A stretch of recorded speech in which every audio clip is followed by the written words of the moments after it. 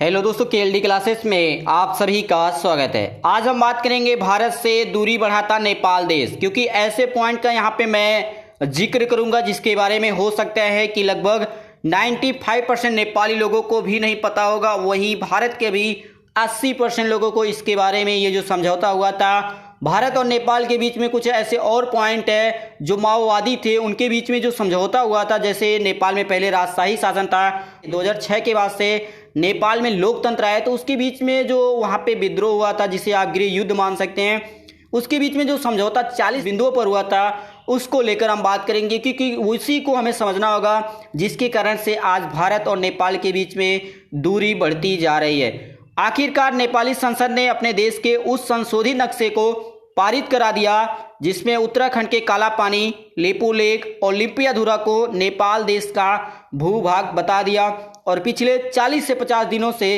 इसी को लेकर दोनों देश के बीच में विवाद हो चुका है। पिछले सप्ताह की ही बात है, आपने न्यूज़पेपर न्यूज़ मीडिया माध्यम से हर तरह से सुना होगा कि पिछले सप्ताह ही बिहार में सीतामढ़ी में सटी नेपाली सीमा पर हुई फायरिंग से भारत नेपाल की बढ़ती दूरी का एहसास हुआ कि नेपाल किस हद तक जा सकता है और भारत को नुकसान पहुंचा सकता है। नेपाली सुरक्षा बलों की इस फायरिंग में एक भारतीय व्यक्ति की मौत भी हो गई थी। माना जा रहा है कि नेपाल देश चीन के इशारे पर भारत से दूरी बढ़ाने पर काम कर रहा है। यहाँ पे सभी को समझना होगा कि अगर उधर से गोली चल सकती है तो इधर से भी गोली चल सकती है, और किसी भी समस्या का समाधान गोली और मार झगड़ा नहीं होता है। सबसे बड़ा समाधान आपस में बातचीत का ही होता है, क्योंकि हथियार सभी देशों के पास, ऐसा कोई भी देश दुनिया में नहीं रह गया होगा जिसके पास हथियार जैसे परमाणु बम हर प्रकार से है, लेकिन किसी को जानकारी नहीं है। लेकिन ऐसे में ये नहीं कह सकते हैं कि हम इधर से मारेंगे तो उधर से लोग नहीं मारेंगे। आज का समय बदल चुका है, चाहे आप हो या हम हो।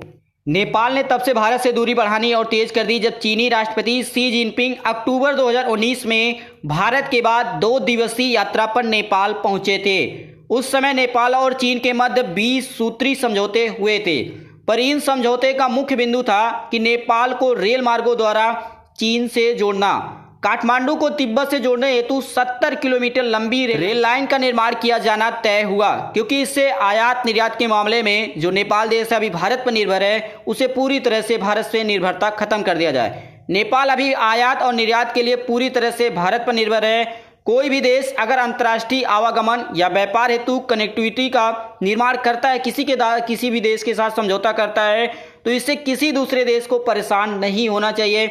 लेकिन यहाँ पे हम सभी को समझना होगा कि यदि नेपाल की कनेक्टिविटी चीन के माध्यम से हो तो भारत के साथ साथ नेपाल के लिए एक सतर्क रहने की जरूरत है। अब आप पूछेंगे कि क्यों हमें सतर्क रहना चाहिए, हम तो भाई दूसरे देश से रिलेशन बना सकते हैं, एक स्वतंत्र देश है, एक लोकतांत्रिक देश है, तो ऐसे में हमारे ऊपर क्या प्रभाव पड़ेगा, क्योंकि चीन कभी भी किसी का सगा नहीं हुआ है। तो यहाँ पे कुछ ऐसे देशों के बारे में बात करेंगे कि जो चीन ने जिसको कर्ज दिया है आज वो पूरी तरह से डूब रहे हैं। तो ऐसे में नेपाल देश को भी सतर्क रहने की जरूरत है। आप सभी के स्क्रीन पे आ गए हैं कि जो भारत के पड़ोसी देश या चीन के पड़ोसी देश है उन पे कितना कर्ज है चाइना का। तो सबसे पहला देश है श्रीलंका। यहाँ पे श्रीलंका की बात किया जाए, उसके बाद पाकिस्तान की बात करेंगे, बांग्लादेश, नेपाल, मालदीव, ऐसे कई देशों के एग्जाम्पल यहाँ पे लिया जाएगा कि किसके ऊपर कितना कर्ज हो चुका है।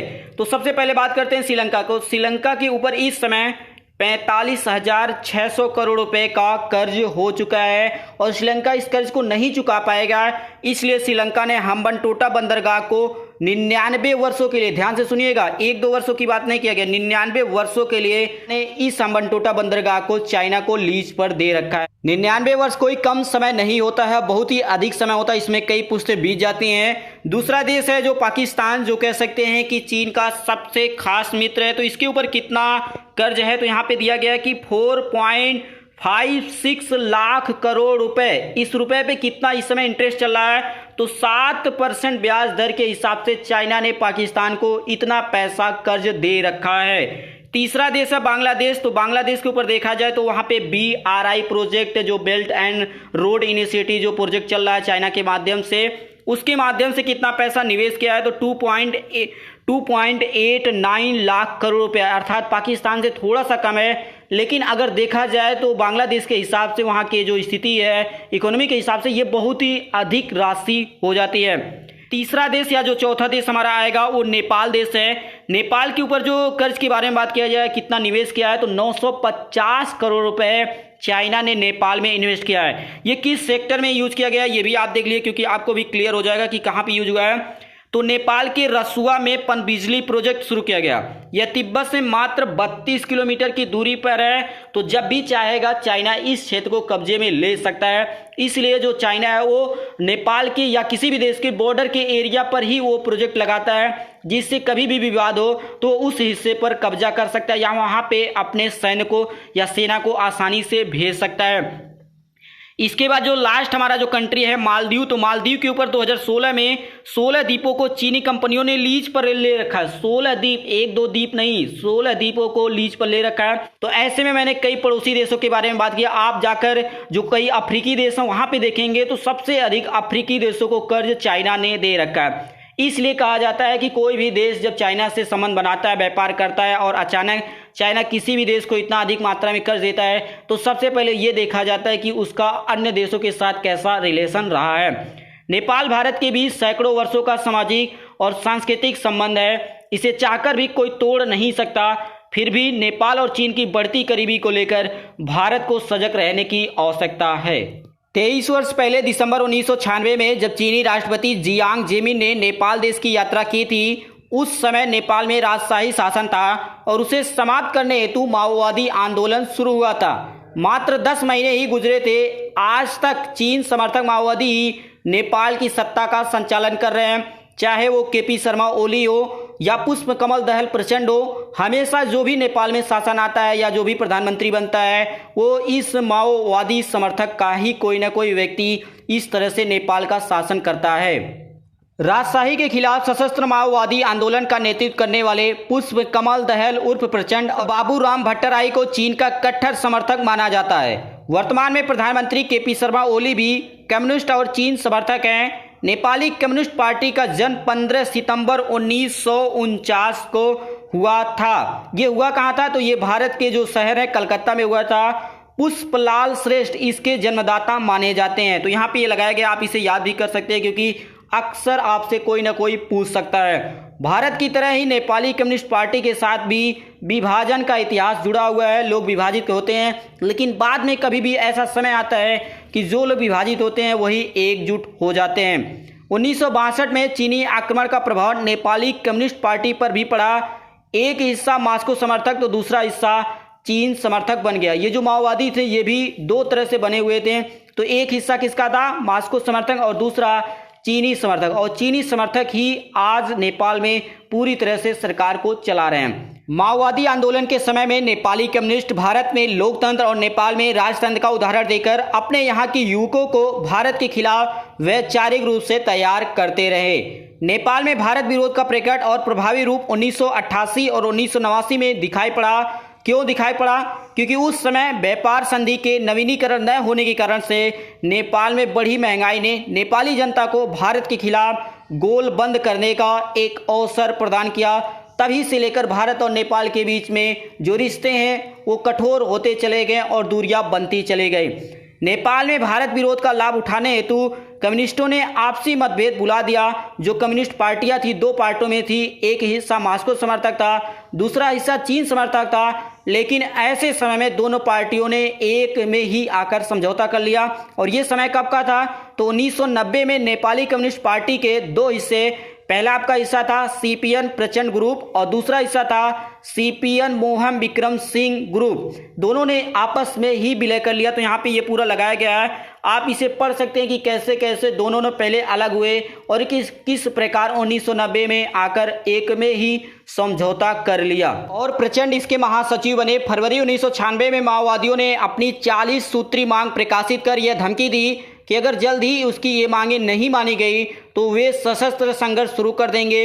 इन मांगों में से क्रमांक 1 से लेकर अगर आप 4 तक देखेंगे तो यहाँ पे ये दिखाया जा रहा है आपको, तो यहाँ से 1 से नंबर से लेकर अगर 4 तक देखेंगे तो ये भारत से था, भारत से रिलेटेड करता है। जैसे पहली मांग की गई थी कि 1950 का भारत और नेपाल समझौता खत्म हो, जैसे ये माओवादियों ने नेपाल या जो राजा थे उनसे मांग किया गया था कि अगर आप इसे नहीं मानेंगे तो हम आपके खिलाफ विरोध कर देंगे और यहाँ से जो राजशाही शासन चलता आ रहा है उसको खत्म कर देंगे। तो पहली मांग यही थी, पॉइंट यही था कि removing unfair classes in the 1950 treaty, जो भारत और नेपाल के बीच में 1950 को जमीन को लेकर जो समझौता हुआ उसे पूरी तरह से खत्म कर दिया जाए। दूसरी मांग थी कि टनकपुर समझौते को गलत माना जाए और महाकाली समझौते में सुधार हो। इसी प्रकार तीसरी मांग को बताया गया कि भारत के जो प्रतीक, जो भारत के जो बनी गाड़ियां हैं और नंबर वाले जो वाहन हैं उसे नेपाल में प्रवेश न करने दिया जाए। इसी क्रम में चौथी मांग गोरखा भर्ती केंद्र बंद करने की थी। इसी मांग पत्र के क्रमांक 8 में हिंदी सिनेमा, अखबार और पत्रिकाओं पर रोक तथा क्रमांक 18 में नेपाल को सेकुलर राष्ट्र बनाने के लिए अर्थात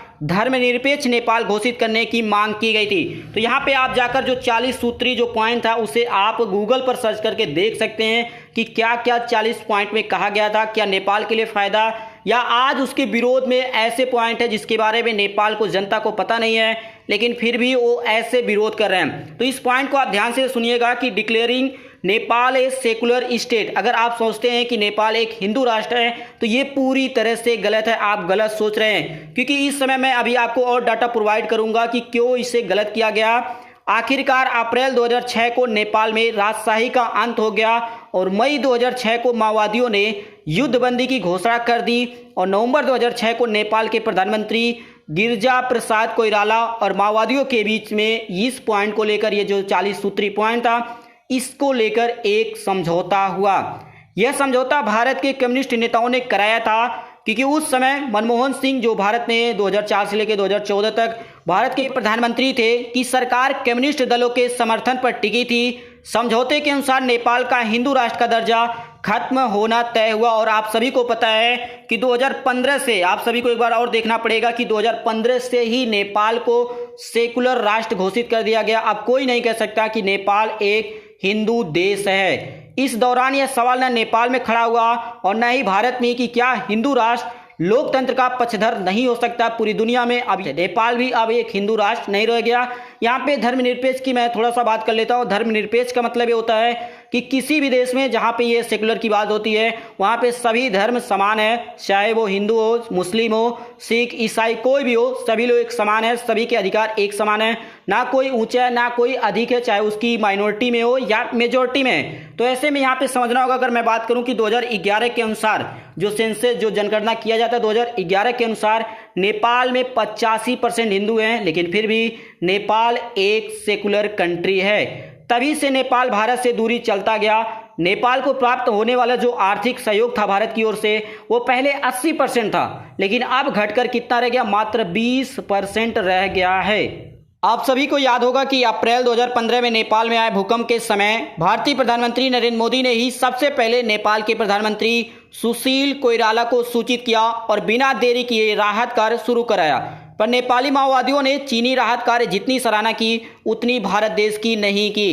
एक समय ऐसा भी आया कि नेपाल ने लगभग 1 वर्ष तक अपना कोई राजदूत भारत में रखा ही नहीं, जबकि पड़ोसी देश हैं। नेपाल में चीन की बढ़ती दिलचस्पी को गंभीरता से समझने की जरूरत है, चाहे वो भारत हो या नेपाल हो। बड़े भाई की अवधारणा से बाहर निकलकर नेपाल के आर्थिक शैक्षणिक विकास की एक दीर्घकालिक योजना के साथ ही साथ भारत नेपाल के बीच आध्यात्मिक और सांस्कृतिक लगाव मानसिक स्तर पर कैसे बढ़े, इसकी योजना भारत और नेपाल को बनानी होगी। नेपाल देश चीन की विस्तारवादी नीति का शिकार ना हो, इसके लिए परिणामकारी नीति बनाना समय की जरूरत है। इसके लिए दोनों देशों को सतर्क रहना चाहिए और देखना चाहिए कि पूरी दुनिया में जो चीन का रिलेशन है, चाहे वो अफ्रीकी देशों में, पाकिस्तान से, श्रीलंका से, मालदीव से, म्यांमार से क्या क्या रिलेशन है, जिस देशों की चाइना मदद करता है उसके साथ कैसा रिलेशन, इसके बाद ही नेपाल चाइना के साथ रिलेशन बनाए। ऐसा किसी को कोई दिक्कत नहीं है, हर भारतीय को कोई दिक्कत नहीं होगा, किसी भी भारतीय को कोई दिक्कत नहीं है कि नेपाल चाइना के साथ रिलेशन बनाए, ऐसा कोई भी दिक्कत, क्योंकि भाई बिना व्यापार किए बिना रिलेशन बनाए तो आप नहीं चल सकते, क्योंकि पड़ोसी देश हैं। लेकिन सबसे बड़ी कंडीशन होती है कि वह पड़ोसी देश क्या चाहता है आपसे। तो ऐसे में सभी देशों को सतर्क रहने की जरूरत है, चाहे वो भारत हो या नेपाल हो या दुनिया का कोई भी देश हो। इसी प्रकार से बने रहिए, जल्दी कोई ना कोई इन्फॉर्मेशन लेके आऊंगा। और इसी प्रकार से बने रहने के लिए आप सभी दोस्तों का KLD क्लासेस की ओर से धन्यवाद।